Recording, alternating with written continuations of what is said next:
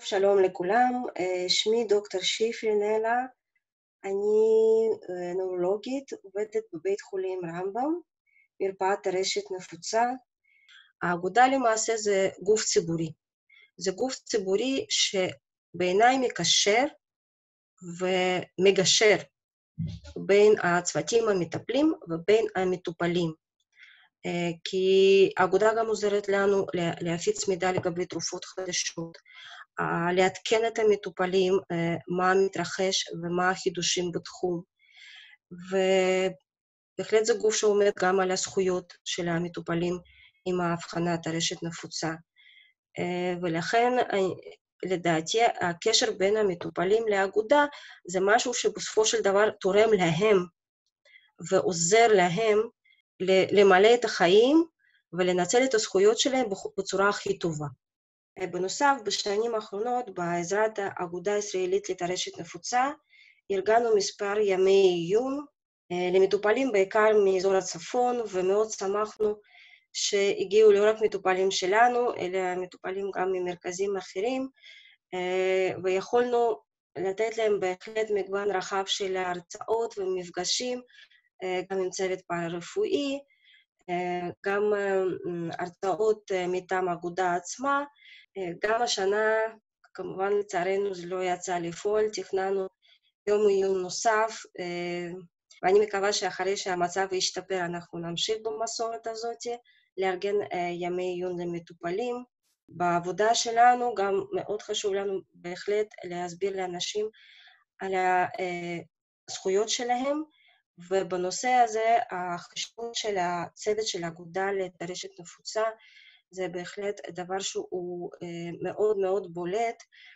אני חושבת שהאתר עצמו וגם המידע שנמצא באתר זה דבר מאוד שימושי, במיוחד והוא נמצא שם בכמה שפות, כולל גם ערבית וגם רוסית וגם עברית.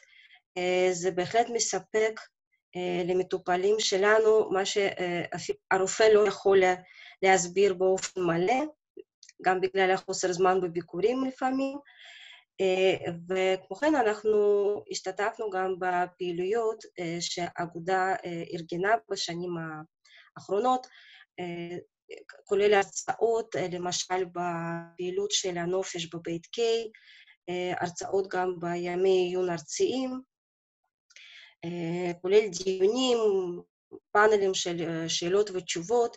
אני בהחלט חושבת שזה מאוד מאוד מאוד מועיל למטופלים לשמוע בפורום כזה רופאים שונים ממרכזים שונים, להתייעץ איתם, לשמוע דעתם, וגם הפוך, אנחנו מפנים מטופלים שלנו לעזרה של האגודה. אני בהחלט רוצה להביא דוגמה לכך שלפני כמה שנים אחת ממטופלות צעירות למעשה התלוננה על היחס מאוד לא נעים מצד נהג באוטובוס, שהיא אמרה לו שהיא חולת טרשת נפוצה ולמעשה היא צריכה לשבת במקום של הנכים, כי מאוד קשה לה בניידות ומאוד קשה לה ללכת לקצה של האוטובוס, והוא ממש ככה צחק עליה ואמר שאיזה נחת, וכל התלונה שלה באופן אישי לא הועילה בכלום, אלא שפנינו, המלצנו לה לפנות לאגודה לטרשת נפוצה, ואז יצא מכתב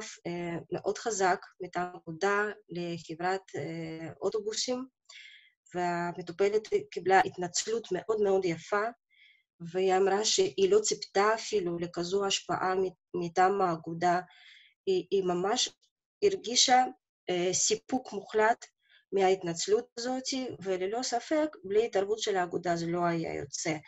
אז מה שאני רוצה לחזק זה הקשר שלמעשה אני חושבת זה התפקיד של הרופא, להסביר למטופל שיש אגודה, היא קיימת, היא יכולה לתת לו מענה בכל מיני סיטואציות, ומכך גם החשיבות של התמיכה לאגודה שהיא תמשיך להתקיים ותמשיך בפעילות שלה. התקופה של מגיפת קורונה די שיבשה, לא רק עבודה שלנו, אלא בוודאי גם עבודה של האגודה. אנחנו מקווים מאוד שזה יחזור לפעילות שגרתית, וגם תהיה אפשרות לשקם מגוון רחב של פעילויות, כולל קייטנה לילדים, ימי עיון, פורומים שונים, מפגשים, וכמובן מידע שוטף שאגודה מספקת למטופלים. לגבי למשל ביטוח לאומי, דעתי שהאגודה עשתה עבודה ענקית, כאשר למעשה הכניסה את הטפסים מיוחדים לחולים עם טרשת נפוצה, ואנחנו רואים איך היחס של הביטוח לאומי למטופלים שלנו השתנה. זו באמת עבודה מאוד מאוד לא פשוטה, ואנחנו יודעים שזה לקח המון זמן, אבל אנחנו רואים היום תוצאות, שהחולים בהחלט מרגישים שמתייחסים הרבה יותר ברצינות למחלה שלהם, לתסמינים של המחלה, שקודם זה לא קיבל התייחסות כל כך ראויה.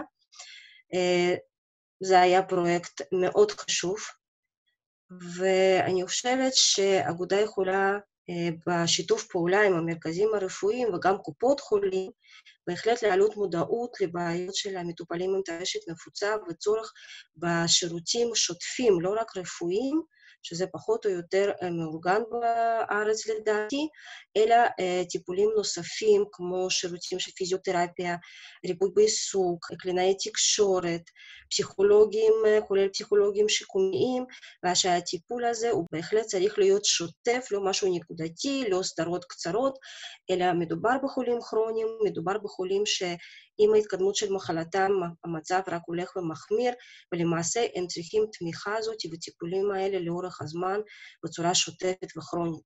אז בעיניי זה הפרויקט הבא, שאולי אנחנו נוכל לשנות בהחלט התייחסות גם של קופות חולים למטופלים עם טרשת נפוצה.